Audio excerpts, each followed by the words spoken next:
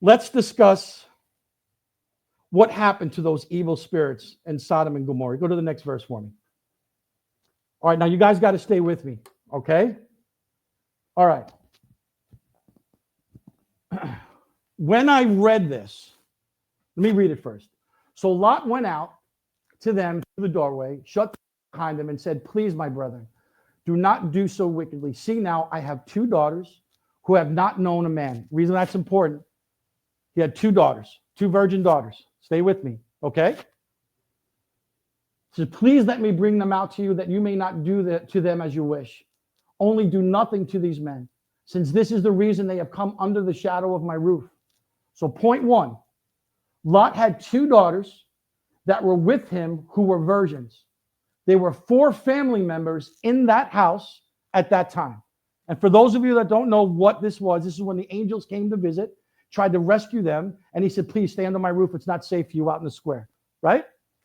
Okay. When I read this verse, Pastor Joey, I immediately went to when Jesus drove the demons, the legion of demons, into the herd of pigs. I'm going to make the correlation here, because the answer that first question that we need answered is, what happened to all of those evil spirits that were operating in all that sin in Gomorrah, all that filth and disgustingness? So we're going to go through it, and this is how we're going to prove it to you. This verse, we know that there were 4 family members in this area, right? And in this house at this time. All right, go to the next verse for me. Then it says, Lot went up to Zoar, and he dwelt in the mountains, and his 2 daughters were there with him, for he was afraid to dwell in Zoar. Then he said his 2 daughters dwelt in a cave. Now the firstborn said to the younger, "Our father is old, and there is no man on the earth to come into us, as it is a custom on all the earth. So come, let us make our father drink wine, and when we will lie with him, that we may preserve the lineage of our father." So they made their father drink wine that night, and then the firstborn they went in and lay with their father. He did not know when she lay down or when she arose. It happened on the next day that the firstborn said to the younger, "Indeed, I lay with my father last night. Let us make him father." Then they made their father drink wine that night also, and the younger arose with them and lay with him. And he did not know when she lay or when she arose. Thus both the daughters of Lot were with child by their father. The firstborn bore a son, and they called his name Moab, and his father was the Moabites to this day. And the younger, she bore a son, and they called his name Ben-Ami, which his father was the people of the Ammon to this day. This is disgusting. This is horrible. This is exactly what was going on in Sodom. This type of filth, this type of incest, this type of sexual immorality. But we know when the angels showed up at that house, there were 4 people in that house, right? Stay with me. Go to the next slide. I think these are out of order. Go to the next one. I think maybe you have the wrong one up there. Yeah, this is the wrong one. This is the wrong one. It was the last one that I sent. Sorry, guys.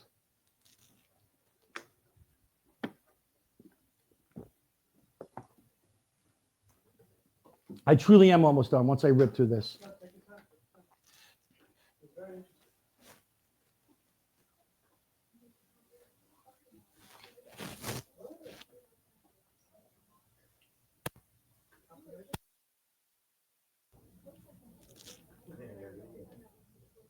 Got it. Okay.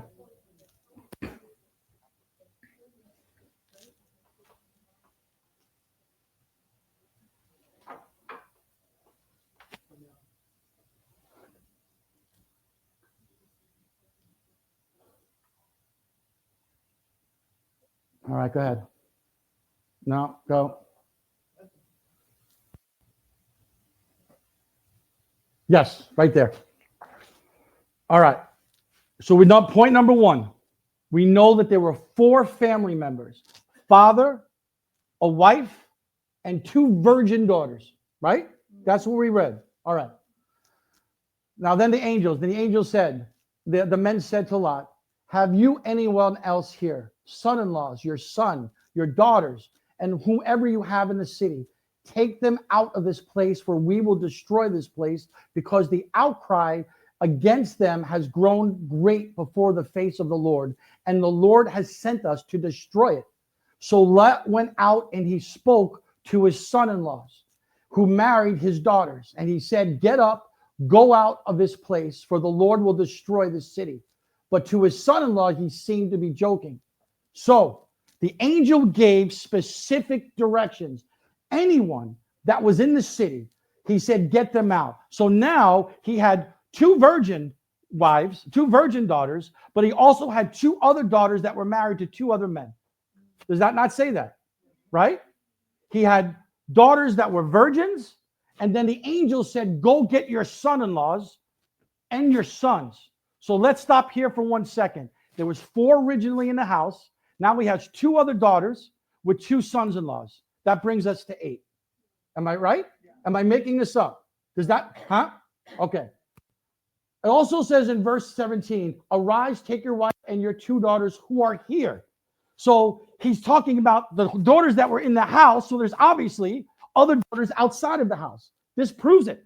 Okay. Are you with me? All right. Okay. Go to the next verse. Then the 2 men said to Lot, do you have anyone else here? Sons-in-laws, daughters, sons or daughters, or anyone else in the city? All right. And it says, at least if we look at verse 12 one more time, the angels were very specific about Lot's family. Do you think the angel would make a mistake? You don't think the angels knew how much was in his family? That's why he was saying, go get everybody else that's in your family, that's in the city, and get them out. Go to the next one. So he said, get your daughters that were here, your sons-in-laws, get your other daughters. And the angel said, your sons. Didn't say son. It said sons.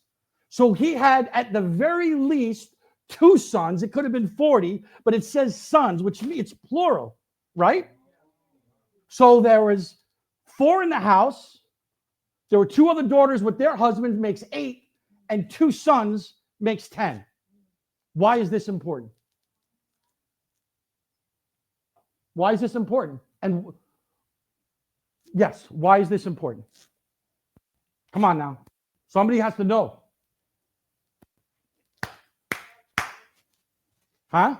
I'll tell you what, we'll get back to that. Wait, hold up. No. We'll go back up. Say that for 1 second. Go back up, because we missed the verse. Go back up. Go. Stop. Before I answer this question, I want to get back to this slide. I skipped this. The daughters that laid with him, that were virgins, one was from the tribe of Moab, the other was the tribe of Ammon, right? And these were their gods. Shemesh, the god of the Moabites, they worshiped Shamash and was deeply rooted in sexual immorality, and this perverse way of life became ingrained in the Moabites and the Ammonites. Persistent, a constant source of tension and temptation for the people of Israel, a struggle that continues to this day. How does it continue to this day? It's not just hurting Israel, it's hurting all of us, because who runs the Hollywood? Who runs the recording industry? Who runs all of the banking? There's so many different Jewish people that are around. These spirits are still, they're ingrained, not in the Jewish society. They're ingrained in cultures all over the world, especially in our culture. They're still operating today. Look at this. Moloch, the god of the Ammonites now. This is a false deity that was notorious for being referred to as the destroyer, accompanying with harmful practices of child sacrifice. We see this thing right here? There's a drawer on the side where they would actually pull out and stick children in there, and they would boil them. That's how they would kill them. So you understand, there were 2 tribes that came from 2 separate daughters of Lot. One was the Ammonites, one was the Moabites, and they worshiped false gods. all the sexual immorality, all the stuff that happened, all of those spirits that had no place to rest after Sodom and Gomorrah were destroyed, they went right to the lineage of Lot and his two daughters. It's right here. It's right here. And this was, listen to this verse in Leviticus. You shall not give any of your children to offer to them by fire as a sacrifice to Moloch, the god of the Ammonites, nor shall you profane the name of the Lord your God by honoring these idols as gods. I am the Lord. This is 422 years later. They're still dealing with the spirits of Sodom and Gomorrah because of this lineage. Go back to the other one, the question one. I am almost done. Go down. No, go down.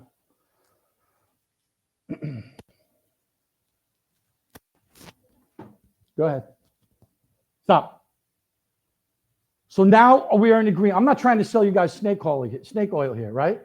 Are we in agreement that there's 10? At least 10. Why is the number so important? At least 10. I'm fine with that. No. Listen. When Abraham bargained for these cities, he finally said, Lord, if there was at least 10, will you not destroy this city? God says, if I find 10, I will not destroy it. This family was walking with righteousness at one point, but they separated from it. That family, if they were still living a righteous life before the eyes of God, two cities would have been saved from destruction.